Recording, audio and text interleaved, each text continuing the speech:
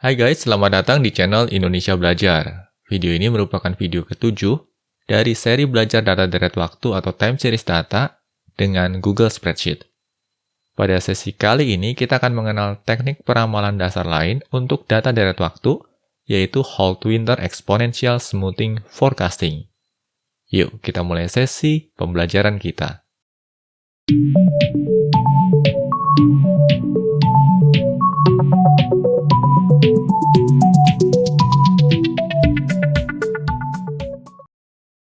Oh ya guys, kadar mengingatkan, bagi kalian yang belum subscribe di channel Indonesia Belajar ini, pastikan kalian untuk subscribe dan aktifkan juga tombol loncengnya. Karena di tiap minggunya kami selalu mengupload video-video tutorial terbaru terkait dunia IT. Jadi pastikan kalian untuk stay tune terus di channel Indonesia Belajar ini. Oke guys, yuk kita mulai sesi pembelajaran kita. Oh ya teman-teman, dataset untuk sesi ini juga sudah kami siapkan, dan link untuk mengaksesnya pun sudah kami sertakan pada deskripsi video. Jadi kalian bisa copy atau duplikat datasetnya ke dalam Google Drive milik kalian. Pada video pertama dari seri pembelajaran ini, kami juga sudah pernah demokan cara untuk melakukan copy atau duplikasi data. Dataset dalam sesi ini agak sedikit berbeda bila dibandingkan dengan dataset pada sesi-sesi sebelumnya. Di sini kita akan mempelajari teknik forecasting atau peramalan data yang bisa kita terapkan pada data deret waktu yang memiliki komponen tren dan seasonal. Dataset yang akan kita gunakan dalam sesi ini memiliki dua kolom utama, yaitu month dan sales. Kolom month berperan sebagai time index atau indeks waktu dengan interval monthly atau bulanan. Sedangkan kolom sales berisi pencatatan angka penjualan di tiap bulannya. Di sini juga terdapat 4 kolom yang masih kosong, yaitu kolom level, kolom trend, kolom seasonal, dan kolom forecast. Keempat kolom ini akan kita isi dengan hasil kalkulasi Holt-Winter Exponential Smoothing yang akan kita pelajari beberapa saat lagi. Dataset ini juga sudah dilengkapi dengan 3 kolom terkait pengukuran performa, yaitu error, absolute error, dan square error, di mana ketiga kolom ini kita adopsi dari sesi sebelumnya. Lalu, seperti bisa kita lihat di sini, dataset ini juga sudah dilengkapi dengan visualisasi data.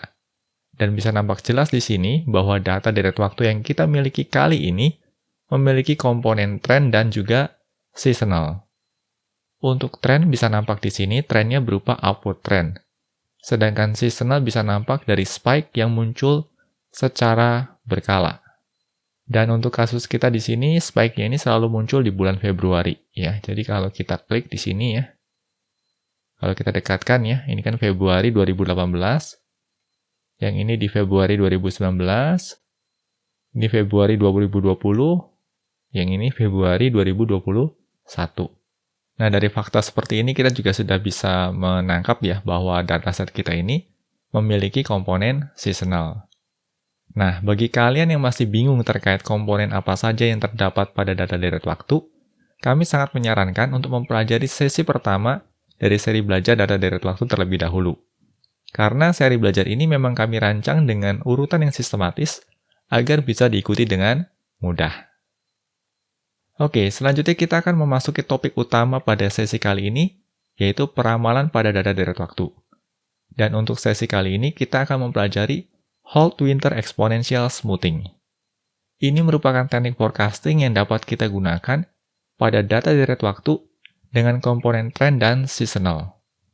Teknik ini merupakan pengembangan dari Holt Exponential Smoothing Forecasting yang kita pelajari pada sesi sebelumnya.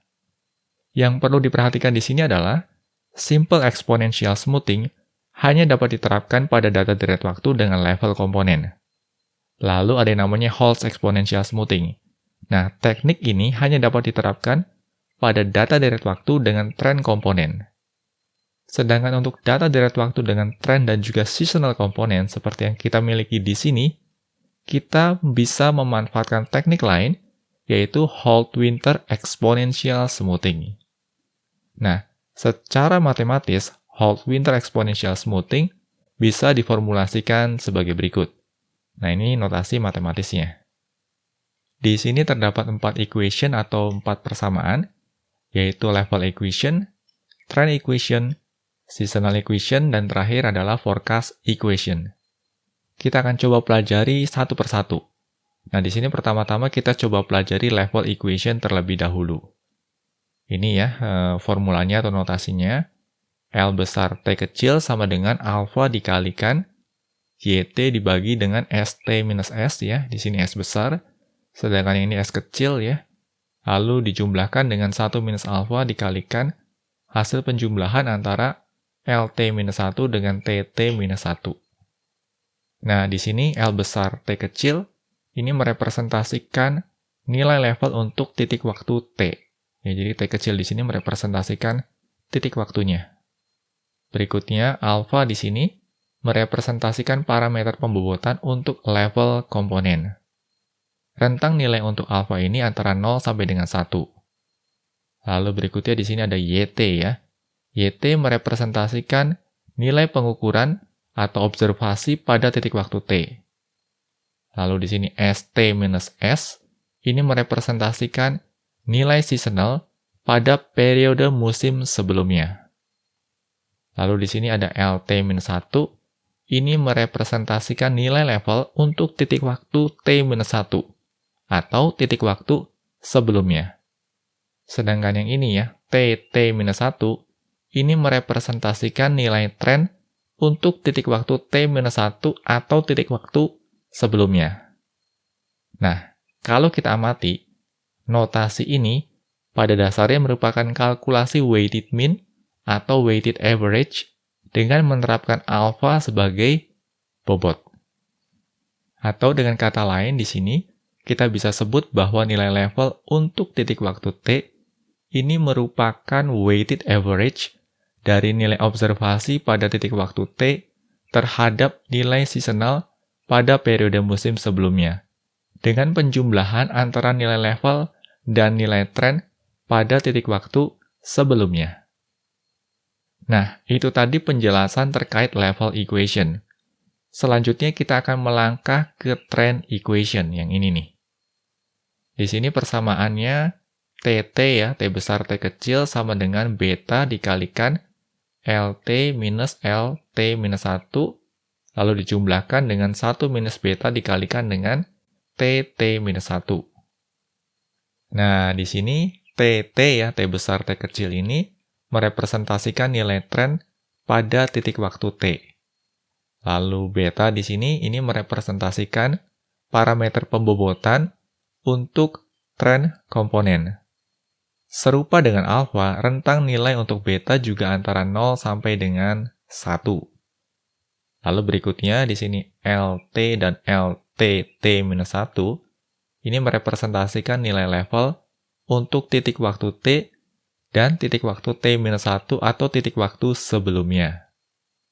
Dan terakhir di sini ya, TT-1 ini merepresentasikan nilai tren untuk titik waktu T-1 atau titik waktu sebelumnya.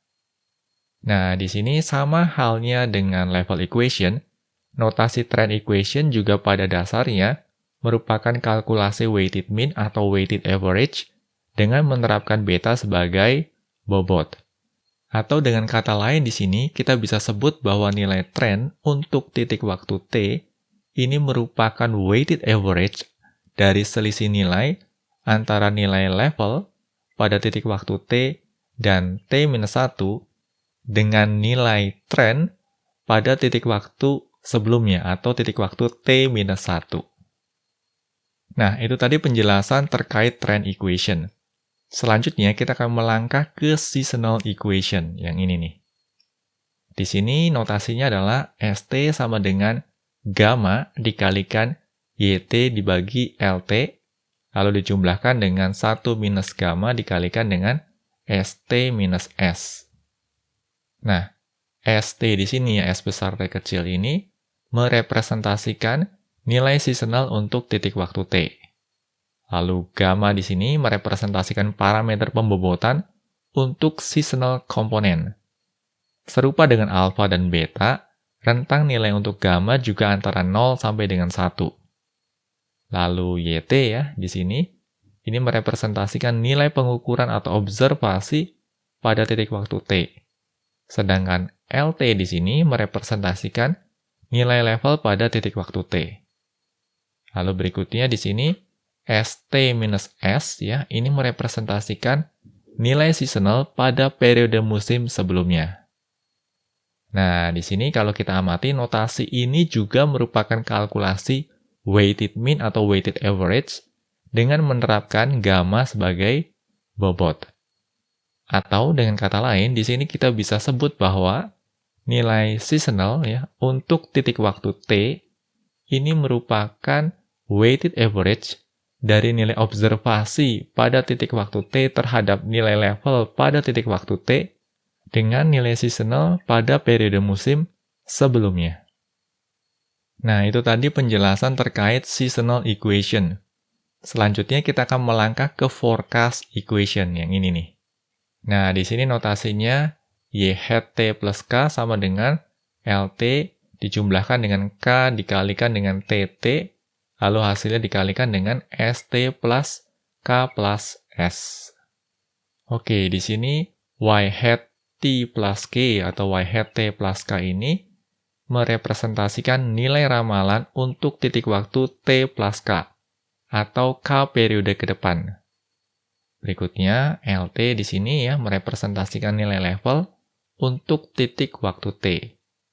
Lalu TT di sini merepresentasikan nilai tren untuk titik waktu T.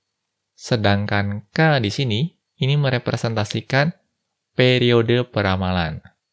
Lalu berikutnya yang di sini ya ST plus K plus S. Nah, di sini merepresentasikan nilai seasonal untuk K periode waktu ke depan. Atau dengan kata lain di sini, kita bisa sebut bahwa nilai ramalan untuk K periode waktu ke depan dari titik waktu T itu bisa kita kalkulasikan berdasarkan penjumlahan antara nilai level pada titik waktu T dengan hasil perkalian antara periode peramalan dengan nilai tren pada titik waktu T, lalu hasilnya kita kalikan dengan nilai seasonal terkait. Nah, gimana teman-teman terkait equation-nya? Bingung ya? Oke, supaya tidak bingung, dan untuk lebih jelasnya lagi, berikut akan kami demokan proses kalkulasinya dengan menggunakan Google Spreadsheet. Oke, pertama-tama di sini kita akan lakukan kalkulasi untuk level, trend, dan seasonal terlebih dahulu. Dan untuk ini kita butuh untuk menginisiasi nilai level, trend, dan seasonalnya, atau biasa dikenal dengan istilah seed values. Untuk level, kita bisa mengadopsi nilai rata-rata selama satu periode musim pertama sebagai seed value. Dan untuk kasus kita di sini berarti nilai rata-rata selama 12 bulan terakhir, ya. Berarti di sini untuk seed value-nya level ya, kita bisa terapkan formula rata-rata ya, sama dengan average. Oke. Average atau rata-rata dari nilai sel selama 12 bulan terakhir. Ini dia, ya. Berarti di sini dari B2 sampai dengan B13. Oke. Kita tutup di sini, lalu kita enter. Untuk autofill-nya kita reject saja. Oke, nah ini dia, ya. Di sini kita mendapati nilai 28817,50. Dan ini merupakan seed value untuk level. Selanjutnya kita akan mencari seed value untuk trend, ya. Ini dia. Oke. Dan untuk ini kita perlu menghitung rata-rata dari selisih monthly sale untuk 2 tahun yang berbeda. Untuk lebih jelasnya berikut kami akan demokan caranya, ya. Nah, di sini sebenarnya kami sudah siapkan semacam template ya untuk menghitung nilai initial trend atau seed value untuk trend. Di sini ada year 1, ada year 2 ya, atau tahun pertama dan tahun kedua. Nah, untuk tahun yang pertama ini kita ambil dari tahun yang pertama nih, ya. Kita tinggal copy saja. Lalu kita tinggal paste di year 1, ya. Ini satu siklus penuh untuk tahun yang pertama. Lalu berikutnya untuk tahun yang kedua, kita tinggal kopikan saja ya, selama 1 tahun yang kedua. Ya, dari Januari 2019 ke Desember 2019. Kita copy di sini, ya, Ctrl C. Lalu kita tinggal pastekan saja di sini. Oke. Ini adalah nilai sales untuk tahun pertama, ini nilai sales untuk tahun kedua. Ya, atau lebih tepatnya ini merupakan nilai sales untuk tahun 2018 dan ini merupakan nilai sales untuk tahun 2019. Selanjutnya, kita akan selisihkan nilai sales untuk year 2 dengan year 1. Ya, berarti di sini kita kasih sama dengan ya year 2 minus year 1. Ya, seperti ini. Oke. Dan kita akan terapkan untuk keseluruhan, ya. Berarti autofill-nya kita centang saja. Oke, kita double check ya dengan data yang paling akhir. Di sini berarti S14 minus R14. Cocok ya, berarti ya, di sini. Oke. Nah, setelah kita hitung nilai selisihnya, ya, tahapan berikutnya adalah nilai selisihnya ini kita bagi 12. Nah, kenapa kita bagi 12? Karena untuk konteks kita di sini, seasonality-nya itu terjadi setiap 12 bulan sekali. Ya, berarti di sini caranya kita sama dengan ya nilai selisih Y2 minus Y1-nya ini kita bagi dengan nilai 12. Seperti ini. Oke. Lalu kita centang ya autofill-nya untuk diteruskan seperti ini. Oke. Nah, kita double check lagi untuk yang paling akhir di sini. Ya berarti di sini adalah T14 dibagi 12 ya. Cocok ya, ini kan T14 nih. Ya, dibagi dengan 12. Nah, seed value untuk nilai trennya itu kita peroleh dengan cara menghitung rata-rata dari nilai ini nih. Ya, berarti di sini kita panggil fungsi average.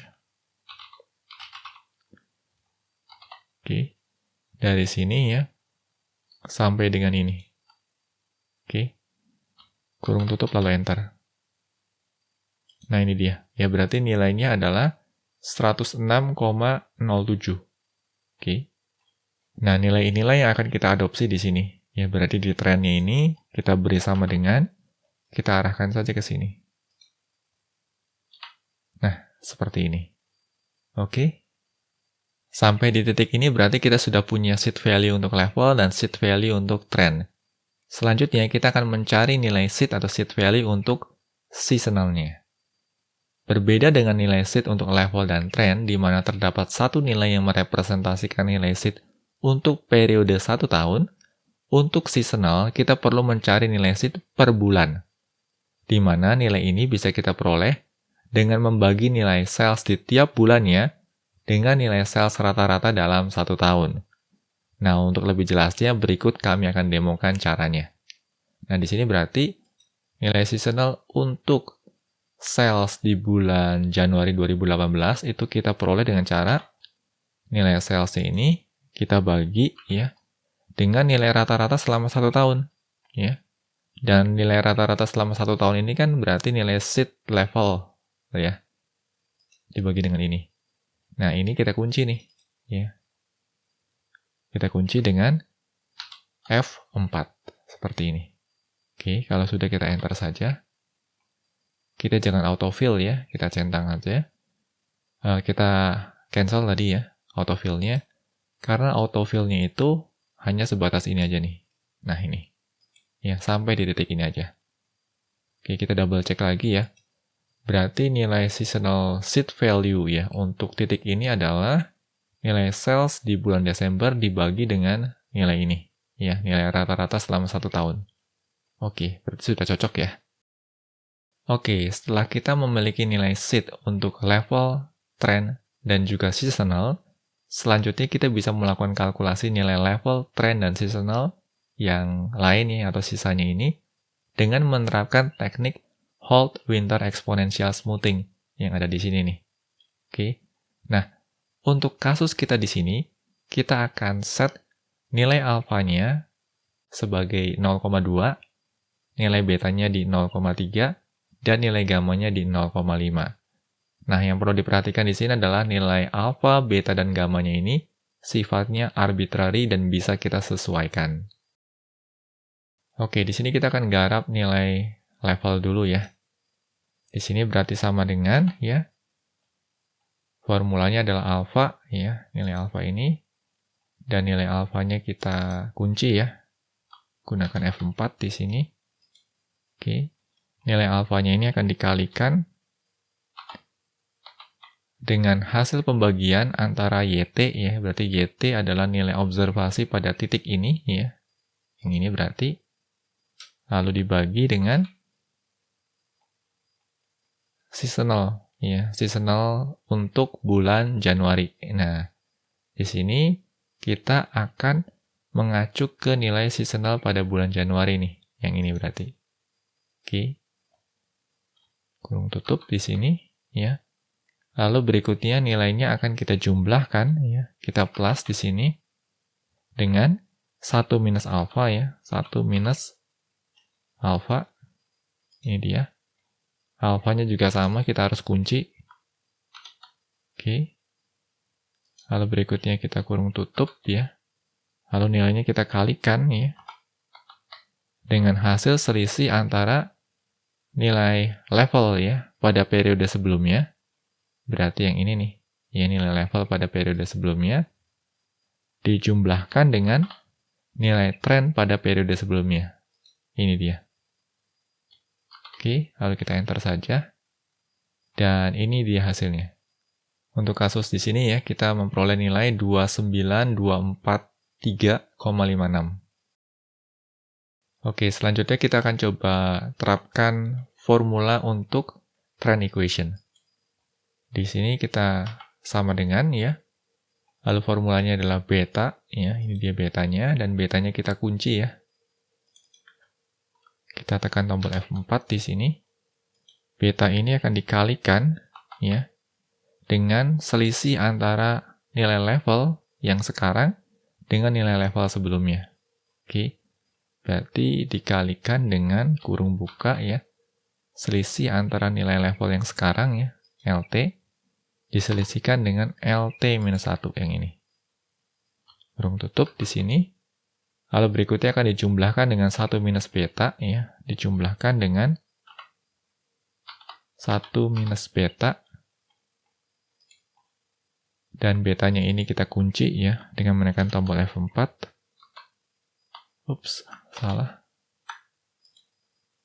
1 minus beta, ya. Betanya kita kunci dengan menekan tombol F4. Lalu kita kasih kurung tutup.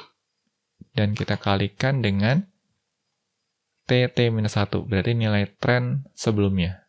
Yang ini dia. Oke. Kalau sudah kita enter saja. Autofill-nya kita cancel dulu, ya. Nah, ini dia, ya. Hasilnya adalah 202,07.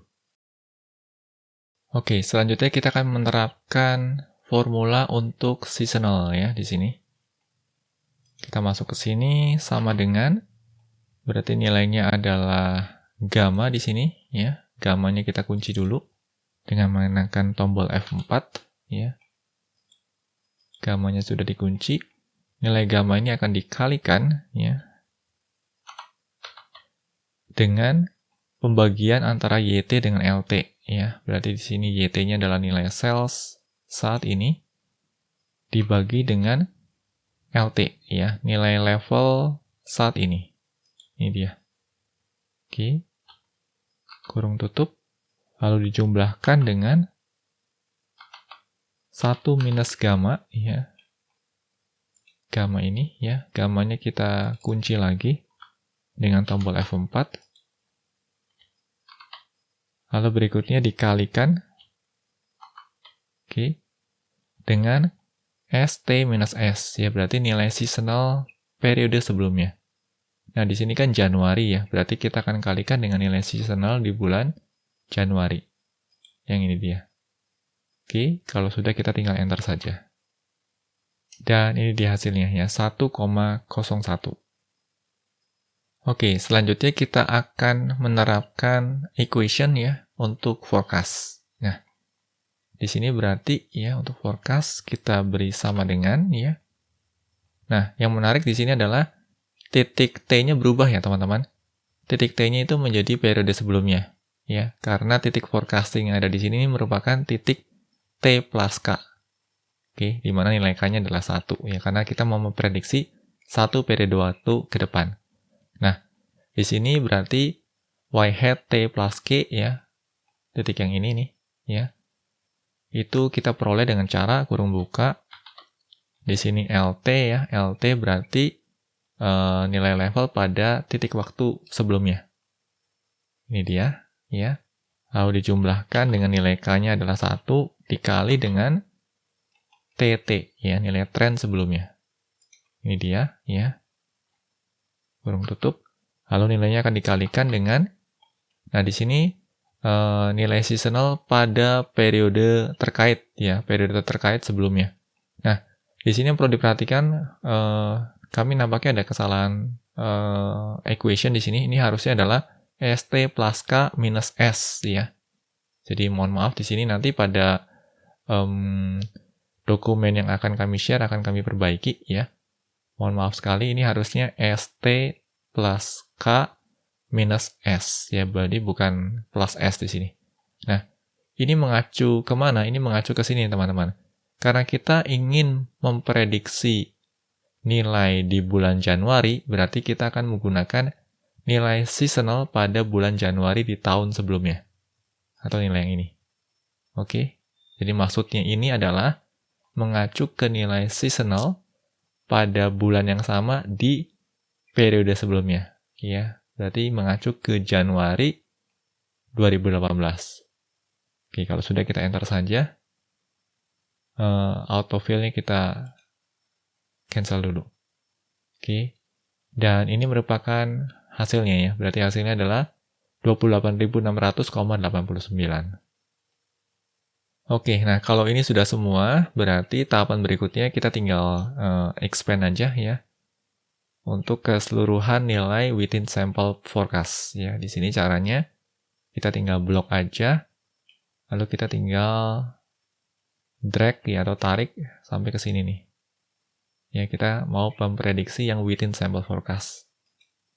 Ini dia ya, kita bisa double check lagi di sini teman-teman equation-nya ya, in case kalau ada yang salah. Berarti untuk level kita cek lagi di sini. Ya, semuanya sesuai ya field-fieldnya. Lalu berikutnya kita double check lagi dengan ini. Ya, di sini juga tidak ada yang mengacu ke field kosong. Good. Double check dengan ini. Ya. Complete semua ya. Tidak ada yang mengacu ke nilai sel yang kosong. Lalu terakhir yang ini.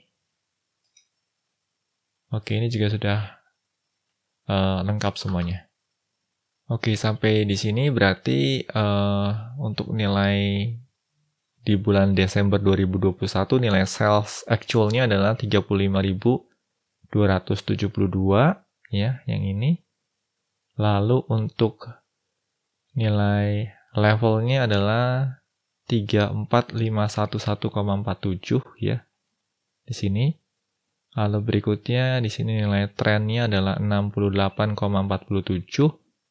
Lalu untuk nilai seasonalnya adalah 1,04 dan nilai forecast-nya atau nilai prediksinya adalah 36503,93 ya. Oke, dan kalau kita lihat di sini ya, di sini juga ada visualisasi datanya ya. Di mana garis yang biru ini merepresentasikan nilai observasi sebenarnya ya atau actual value-nya. Sedangkan yang garis berwarna merah ini merepresentasikan nilai peramalannya atau nilai forecast-nya. Oke. Dan bisa kita lihat di sini ya, hasil peramalannya sebenarnya not too bad ya, atau cukup mendekati. Oke, selanjutnya kita akan menerapkan forecast equation ya, untuk memprediksi 12 periode ke depan, ya, atau selama 1 tahun ke depan di sini. Nah, caranya bagaimana? Caranya di sini berarti sama dengan, ya, kurung buka, ya. Di sini LT, nah LT-nya di sini merepresentasikan nilai level terakhir yang kita ketahui. Nah, untuk konteks kita di sini berarti nilai level terakhirnya adalah mengacu ke nilai level di Desember 2021. Ini dia. Dan nilai level ini akan kita kunci ya dengan menekan tombol F4. Nilai level ini akan kita jumlahkan dengan nilai K. Nah, ini yang akan merepresentasikan nilai K-nya nih. Ya, nilai K-nya itu mulai dari 1 sampai dengan 12 ya. Kita pilih di sini.